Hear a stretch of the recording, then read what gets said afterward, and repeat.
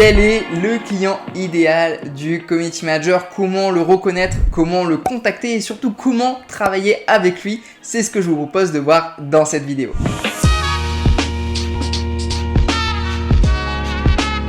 Salut SM et bienvenue sur la chaîne des Community Managers qui souhaitent développer leur activité avec succès.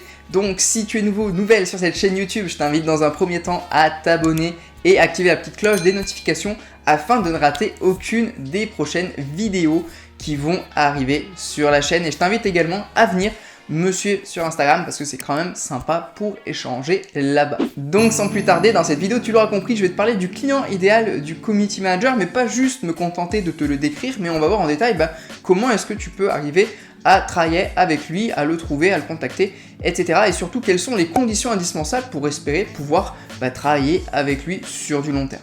Alors premièrement, le client idéal, qu'est-ce que ça veut dire? Qu'est-ce que j'entends exactement par client idéal? Le client idéal, dans un premier temps, c'est le client qui va te permettre de travailler au prix qui te convient. Si aujourd'hui tu as un prix, un tarif idéal dans ta tête qui serait vraiment le rêve pour toi, le but absolu de travailler à ce prix-là, c'est le client qui va te le permettre. Donc c'est un client qui a envie d'investir, qui n'a pas peur d'investir dans son entreprise quand il voit que ça vaut le coup. C'est pas le client chiant qui va être là, regarder, à essayer de trouver le prix le moins cher, qui va comparer à droite à gauche pour trouver la bonne affaire. Non, c'est le client qui a envie d'investir, qui est prêt à investir, qui est prêt à avancer avec toi. Et peu importe ton tarif, il sait que si tu as la bonne offre pour lui, si c'est rentable pour lui, ça sera intéressant de travailler. Et c'est pas celui qui va être lourd, qui va t'embêter et qui va te courir après tout le temps, qui va avoir peur, qui va être dans la crainte. Non, c'est vraiment le client, vraiment, on va dire, idéal en termes autant financiers que en termes de relations. Donc ce client idéal, c'est un client qui, en termes de relations, va te faire confiance, va te laisser travailler de manière autonome. Il ne va pas être toujours derrière toi pour regarder ce que tu fais, pour te faire des remarques, pour ci, pour ça. Ça va vraiment être le client qui va te faire confiance, qui va vouloir une relation de confiance et qui va vraiment pas être embêtant. Parce que moi, j'ai beaucoup de retours de CM qui sont avec des clients qui peuvent être très lourds, qui leur sont beaucoup dessus. Et souvent, c'est des clients en plus pour des budgets très faibles, tu vois. C'est souvent des clients que tu trouves et qui sont, qui n'ont pas beaucoup de budget, pas une entreprise très développée. Et souvent, c'est ceux-là qui vont être, on va dire, les plus chiants pour être méchants. Mais voilà, c'est les plus lourds, ceux qui vont vous être le plus après. Et le client idéal, c'est tout l'inverse. C'est le client qui va, que tu vas pouvoir pricer, on va dire, plus cher, donc fixer un tarif plus élevé. Et en plus, paradoxalement, il sera beaucoup moins chiant et il sera beaucoup moins derrière. Donc ce client idéal, c'est vraiment celui avec qui tu pourras avoir une super bonne relation, un bon feeling et avec qui tu vas pouvoir travailler long terme. Généralement, c'est aussi des clients qui ont de l'ambition. C'est pas juste le petit client qui a son petit commerce qui dit c'est un truc familial, on fait X euros et puis ça nous convient comme ça, on cherche pas plus. Le client vraiment idéal pour moi, c'est vraiment le client qui a de l'ambition, qui veut développer quelque chose quand même de grand et pour qui tu as des perspectives financières très intéressantes également et aussi beaucoup de challenges et de beaux projets à accomplir avec lui. Et pour finir, le client idéal, c'est aussi celui qui va te recommander. Donc c'est le client qui va être satisfait et qui va pas hésiter à te recommander à d'autres clients également qui pourraient être intéressés par tes services. Parce qu'il y a des clients qui vont être contents de vous, mais ils vont pas vous recommander pour une raison X ou Y, ils se disent pas la peine ou pas envie ou j'ai pas envie. Peut-être que des fois il y en a, ils vont peut-être se dire j'ai pas envie qu'il disperse son temps et son énergie sur d'autres entreprises, donc je vais pas le recommander. Ou il y a des choses comme ça des fois. Et le client idéal, lui, il a pas peur de vous recommander, de dire moi je travaille avec ce CM là et il est super, je vous donne son contact et travaillez avec lui également si vous voulez avancer comme nous on le fait. Alors pour trouver ce client idéal, quel type d'entreprise est-ce que vous allez cibler? Alors généralement il faut trouver un entre-deux. Les entreprises trop petites généralement et qui veulent des CM, généralement elles brûlent des étapes. C'est-à-dire que les entreprises trop petites, elles ont autre chose à faire que d'avoir un CM et en plus de ça, ça va pas être votre client idéal parce qu'elles n'auront pas encore tout ce qu'il faut en place. Et des fois, il y a des toutes petites entreprises qui, avant même d'avoir des clients de manière régulière et du budget, veulent des CM parce qu'elles pensent que le CM, c'est un magicien qui va faire décoller leur entreprise. Elles disent tiens, je vois qu'il faut être sur les réseaux sociaux, je vais prendre un CM. Comme ça, il va m'apporter des résultats et je vais pouvoir faire croître mon entreprise. Donc en fait, les petits clients, ce qu'ils ne comprennent pas, c'est qu'ils pensent que c'est les prestataires et les employés qui vont avoir dans leur entreprise qui vont faire le travail pour eux. Donc en fait, ils vont mettre énormément de charges sur vos épaules et en attendant qu'avec votre baguette magique, vous arriviez et que vous multipliez leur chiffre d'affaires. Donc souvent, ils vont brûler les étapes Et en plus de ça, ils vont vous être beaucoup après. Donc généralement, moi, j'ai eu pas mal de retours de personnes qui me disent, bah moi, là, je suis avec un petit artisan, un petit commerçant, il fait pas beaucoup d'argent, tout ça, mais il a quand même voulu un CM. Je facture 200 €, 300 € par mois. Et par contre, il est super lourd, il m'envoie plein de messages, il est toujours en train de regarder ce que je fais, il met toujours dessus, il est très pesant, quoi. Les personnes leur sont toujours après. Et en fait, c'est typiquement ce qui arrive avec ce genre de clients, parce qu'ils ont des craintes, ils ont des peurs, et donc ils vous les remettent dessus et ils vous sont souvent après. Donc en fait, évitez les trop petites entreprises. Quand vous voyez qu'il y a une personne qui n'a pas tout ce qu'il faut en place, et même si elle veut un CM, souvent c'est trop tôt. Et en fait, vous n'allez pas pouvoir travailler de manière optimale avec ces personnes-là, parce que vous êtes un plus au business de la personne, mais vous n'allez pas remplacer elle, ce qu'elle doit mettre en place, à savoir son produit, son offre, faire entrer des clients, tout ça. Elle doit déjà avoir validé l'entreprise idéale, le client idéal doit déjà avoir validé son offre, doit déjà avoir des clients réguliers et doit déjà être en pleine croissance. Si vous avez des trop petites entreprises qui galèrent, alors généralement c'est petits artisans, petits commerçants qui galèrent à vivre depuis des années, ça c'est pas bon signe du tout, parce que généralement, alors c'est malheureux pour eux, mais c'est des personnes qui n'arrivent pas à toucher les prospects qu'il faut, n'ont peut-être pas une offre adaptée. Enfin bref, leur souci c'est pas d'avoir un CM, c'est vraiment de restructurer leur entreprise pour qu'elle commence à croître et comprendre ce qui ne va pas, et appliquer ce qui doit être fait, quoi.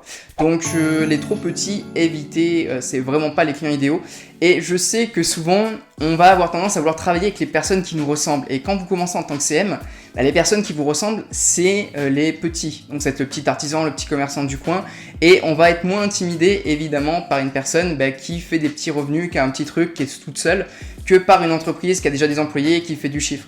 Pourtant, c'est pas vers les petits que vous devez vous orienter, mais c'est plus vers des gros. Alors, pas forcément des très gros, parce que les très gros, souvent, ils vont avoir des équipes internes où ils auront déjà des personnes. Alors, je suis pas en train de dire qu'il faut pas tenter votre chance. Il y a des très grosses entreprises parfois qui vont rechercher un CM freelance. Peut-être qu'ils auront un poste vacant pendant une période, peut-être qu'il y a un CM qui les a lâchés ou qui s'en débarrasse et qu'ils en cherchent un autre. Peut-être qu'ils ont grossi sans vraiment mettre de CM en place et que c'était un membre de l'équipe qui s'en occupait vite fait, mais qui a quand même une place pour un CM. Donc tentez quand même votre chance avec des très gros, n'hésitez pas. Alors c'est sûr que vous n'allez pas travailler avec Apple, quoi. Alors peut-être le Apple Store de votre ville, ou enfin voilà. Mais il y a les grosses entreprises, c'est sûr que c'est encore autre chose. Mais par contre, les entreprises qui sont entre les deux, qui sont moyennes, qui ont déjà une offre en place et qui sont en pleine croissance, c'est vraiment vers là que vous devez vous diriger. C'est-à-dire que ça va être ça votre client idéal. Ça va être un client déjà qui génère, on va dire, voilà, alors ça dépend des marges qu'ils font, mais on va dire qu'un bon client, ça va être un client qui va générer 6 chiffres, 7 chiffres à l'année. Et c'est à partir de là, niveau budget, que ça va être très intéressant pour vous. Parce qu'un client qui fait 5 chiffres à l'année, en fonction des charges et tout qu'il a, ça va être compliqué pour lui de vous donner quelques centaines d'euros par mois, ou même, on va dire, plusieurs milliers. Voilà, si vous facturez 1000, 1500, 2000 euros sur vos offres, un client qui gagne 50 000 euros à l'année, ça va être très compliqué, surtout si c'est du chiffre d'affaires. Donc, allez chercher des entreprises qui font plus de chiffre d'affaires que ça. Donc ça, vous pouvez le voir sur société.com des fois. Alors c'est un peu foireux comme truc pour juger la taille de l'entreprise, mais ça peut vous donner une idée. Sur LinkedIn ou sur leur réseau, voilà, vous pouvez voir le nombre d'employés qu'ils ont. Enfin, vous pouvez vous faire de manière générale une idée de la taille de l'entreprise de toute manière. Et l'idée, voilà, c'est de voir des entreprises qui sont en croissance. Le mieux, c'est les entreprises, de choper une entreprise quand elle est en train de monter, qu'elle n'a pas encore toute son équipe bien structurée, mais qu'elle est en phase de recherche en fait. Voilà. Donc il faut analyser un peu ce qui se passe sur votre marché. Pour ça que c'est intéressant de se spécialiser sur un marché en particulier, comme j'en parle dans la vidéo sur la niche, parce que ça va vous permettre de pouvoir l'analyser, de le comprendre, de voir ce qui se passe et de voir s'il y a des personnes sur ce marché qui sont en train de grossir, qui se différencient et qui font quelque chose et qui sont en train de peut-être disrupter le marché et qui sont en train de bien grossir. Donc c'est là qu'il faut choper ces entreprises-là. Alors oui, je sais ce que vous êtes en train de vous dire, c'est plus compliqué. Et la plupart des entreprises, oui, ça va être des petites entreprises qui n'ont pas beaucoup de budget. Donc voilà, c'est comme ça, c'est le jeu. Il y a plus de petits que de gros ou que de personnes qui vont devenir grosses. Et parmi les petits, il n'y en a pas beaucoup qui vont devenir gros. C'est comme ça. Mais les meilleures entreprises, c'est clairement celles-là. Et celles qui commencent à avoir du budget à grossir et à structurer une équipe, c'est vraiment l'idéal. Parce que trop gros, souvent, il y a déjà les places prises ou alors ils ont internalisé avec des employés. Et les trop petits, bah c'est vraiment pas le client idéal, et même quand ils veulent un CM, c'est pas une bonne idée de travailler avec, voilà. Soit ils sont trop petits pour payer un CM, soit ils veulent payer un CM mais c'est clairement pas le bon moment parce qu'ils n'ont pas assez validé leur marché. Et vous devez trouver l'entre-deux. Généralement, les entreprises idéales, c'est quand elles font 6-7 chiffres à l'année. C'est vraiment parfait et qu'elles cherchent une équipe de freelance, tout ça. Alors maintenant, où trouver ces entreprises et où trouver ce client idéal? Alors, il n'y a pas de secret, il n'y a vraiment pas de magie dans cette vidéo et personne ne va vous faire de vidéo pour vous dire le client idéal, celui qu'il vous faut, c'est à tel endroit, il faut faire comme ci, comme ça, comme ça. Non, ça n'existe pas, il n'y a pas de recette magique. Voilà, je ne vais pas vous dire c'est tel réseau social, il faut taper ça sur le réseau et vous allez avoir toute une liste. Non, ça ne marche pas comme ça. Par contre, oui, si vous allez sur LinkedIn, si vous allez sur Google, sur Instagram, sur toutes les plateformes et tous les moteurs de recherche qui sont à notre disposition, en cherchant, en analysant chaque profil d'entreprise que vous avez, vous pouvez avoir des profils intéressants d'entreprises qui ressortent. Et également, le fait de savoir si oui ou non une entreprise est intéressante, ça va aussi se faire au téléphone avec la personne. Parce qu'à première vue, c'est pas toujours évident de savoir financièrement où ils en sont, si le feeling va passer, dans quel état d'esprit est la personne. Donc d'où l'intérêt aussi d'avoir des rendez-vous avec les entreprises et les personnes décisionnaires de ces entreprises pour avoir un maximum d'informations sur l'entreprise en elle-même et savoir si c'est intéressant pour vous de travailler avec ou non. Donc le jeu là, ça va être d'aller sur tous vos réseaux sociaux, d'avoir bien défini votre niche aussi, votre thématique pour pas vous éparpiller et de trouver un maximum de profils qui pourraient correspondre à ce que vous recherchez et de les contacter, de voir si ça peut matcher, si ça peut marcher. Et là, il n'y a vraiment pas de hasard, c'est juste la loi des nombres, c'est trouver un maximum de profils qui correspondent et travailler avec. Il n'y a pas vraiment de secret pour vraiment trouver les entreprises. Et après, vous pouvez analyser comme on a vu, arriver à voir le nombre d'employés, arriver à voir si possible, s'il y a des infos sur leur chiffre d'affaires, sur ou une fois au téléphone sur le budget qui sont déjà alloués à la partie digitale. Enfin voilà, vous pouvez poser plein de questions, que ce soit hors de l'appel, trouver des informations hors de l'appel, ou pendant l'appel, leur demander des questions sur combien d'employés ils ont, quel budget ils ont déjà alloué aux réseaux sociaux. Enfin voilà, vous pouvez avoir plein d'idées de leur budget, de leur valeur, de leur état d'esprit et si ça peut matcher avec votre idée du client idéal ou non. Ensuite, pour ce qui est de les contacter, vous pouvez le faire comme d'habitude, comme j'en parle sur les vidéos sur comment on prospecte et comment on trouve ses clients, en point de vente directement, donc en personne, en physique, donc que ce soit sur le point de vente de la personne, dans des événements ou dans des endroits où elle se trouverait, donc par exemple des événements d'entrepreneurs qui se réunissent, voilà.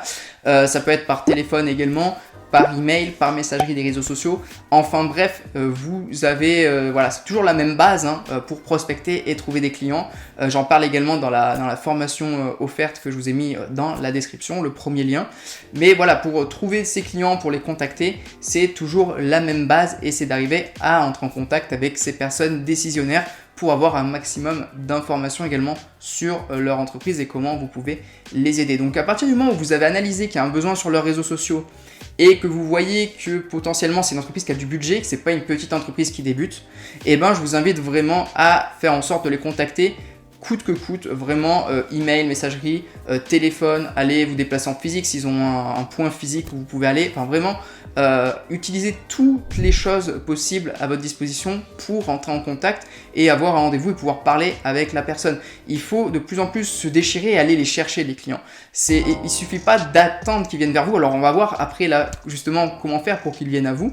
Parce que l'idée c'est aussi de faire du contenu pour ces personnes pour qu'ils vous découvrent, mais généralement attendre que ces personnes viennent à vous, c'est pas une bonne stratégie et l'idée c'est aussi d'aller les chercher et il y a de plus en plus de concurrence évidemment, il y a de plus en plus de gens qui se lancent, les entreprises sont très sollicitées, donc plus vous allez vous déchirer, avoir de la ténacité et aller chercher les clients, plus vous aurez de l'avance sur les gens qui n'osent pas le faire évidemment. Donc il y a aussi ça à comprendre, c'est que ça se fait pas en un claquement de doigts, c'est pas simple, mais il faut arriver à le faire et plus vous arriverez à prendre une entreprise qui est en train de monter plutôt qu'une entreprise qui est déjà en place, plus ça va être simple d'y accéder. C'est-à-dire que moi, il y a plusieurs de mes clients que, j'aime bien dire, je les ai chopés au vol, c'est-à-dire j'ai plusieurs clients, moi, que j'ai contactés quand ils commençaient à grossir. C'est-à-dire que j'ai remarqué sur mon marché qu'il y avait des personnes qui commençaient vraiment à bien vivre, à faire décoller leur activité. Et c'est à ce moment-là que je les ai contactés. Parce qu'avant ça, je les connaissais pas et en plus, ils étaient certainement trop petits.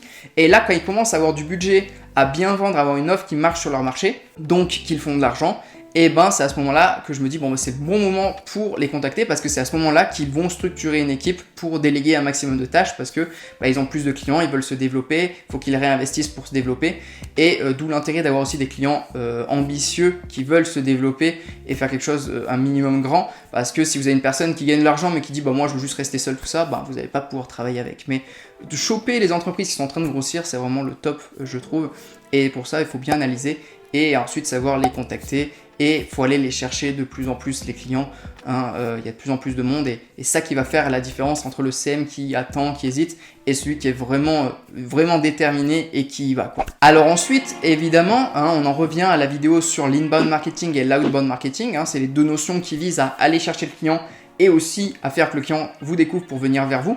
Je vous invite à créer du contenu pour que potentiellement ce client vous découvre ou que du moins quand vous le contactez, il voit que vous êtes expert et que vous pouvez l'aider. Donc faire du contenu également sur vos différents réseaux sociaux avec un axe de communication, alors je vous ferai des vidéos là-dessus, mais un axe de communication qui parle vraiment à ce type de prospect-là, c'est super intéressant parce que ça va permettre peut-être à des profils de venir vers vous. Alors n'attendez jamais qu'ils viennent vers vous à 100%, allez toujours les démarcher, ça ira beaucoup plus vite, mais potentiellement qu'ils viennent à vous, ou alors quand vous allez les prospecter, ils vont voir que vous êtes expert de ce domaine, que vous faites des publications là-dessus, et ça va encore augmenter leur niveau de confiance pour travailler avec vous. Donc c'est vraiment important aussi à côté de votre prospection de créer du contenu et d'être visible comme étant un expert. Voilà, votre statut d'expert par rapport à ce type d'entreprise-là pour encore plus faciliter on va dire la vente derrière et lui donner envie de travailler avec vous. Et évidemment, une fois que vous aurez un client comme ça, il sera beaucoup plus facile d'en avoir d'autres. On va dire que c'est le premier qui est le plus compliqué, après il n'y a pas de hasard comme je vous ai dit, mais c'est le premier qui est le plus compliqué et ensuite c'est plus simple d'en avoir d'autres parce que forcément vous aurez accès à son réseau. S'il est satisfait, le client, il vous recommandera. Et de manière générale, vous aurez aussi des recommandations, tout ça. Donc ce sera beaucoup plus simple d'avoir les autres clients dans cette thématique-là, dans ce cercle-là, on va dire, de clients très intéressants. Parce que de toute manière, vous aurez de la recommandation, vous aurez des témoignages, vous aurez de la preuve sociale et évidemment, une fois que vous en avez un, c'est plus facile d'en avoir d'autres. Alors attention, pour finir cette vidéo, j'insiste sur un point en particulier, c'est que si vous voulez un client idéal, vous devez être le prestataire idéal. C'est-à-dire que si votre offre, elle ne matche pas parfaitement avec ce que recherche votre client idéal, ça ne va pas le faire. Si par exemple, vous voulez un client idéal avec un gros budget qui est prêt à investir et forcément, vous, derrière, vous allez vous dire je peux prétendre à la rémunération que j'espère. Il va vous falloir une offre, on va dire, qui va correspondre parfaitement à ce client. Et si par exemple, votre offre c'est juste des packs de publications ou des trucs très simples comme on voit chez la plupart des CM, ça va pas matcher dans la plupart des cas. Lui, ce qu'il va vouloir, c'est une offre qui a un réel impact sur son entreprise, une offre qui va lui faire entrer des clients, qui va booster son entreprise et pas juste un pack de publications. Donc faites attention à ça également, c'est d'avoir l'offre idéale pour votre client idéal. Si vous n'êtes pas le prestataire idéal avec l'offre idéale, vous ne pourrez pas travailler avec les clients idéaux. Et ça, de toute manière, je vous en parle plus en détail dans ma vidéo sur comment facturer plus cher quand on est community manager.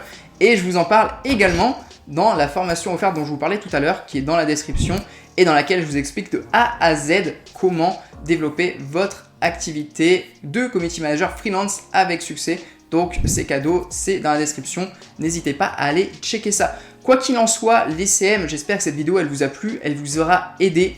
En effet, j'en ai peut-être déçu certains, il n'y a pas de magie, il n'y a pas de conseil magique, faites ci, faites ça et puis les clients vont crouler et vous allez pouvoir facturer autant que vous voulez à ces clients-là et ça va être magique, ça va être super. Non, il faut de plus en plus se déchirer.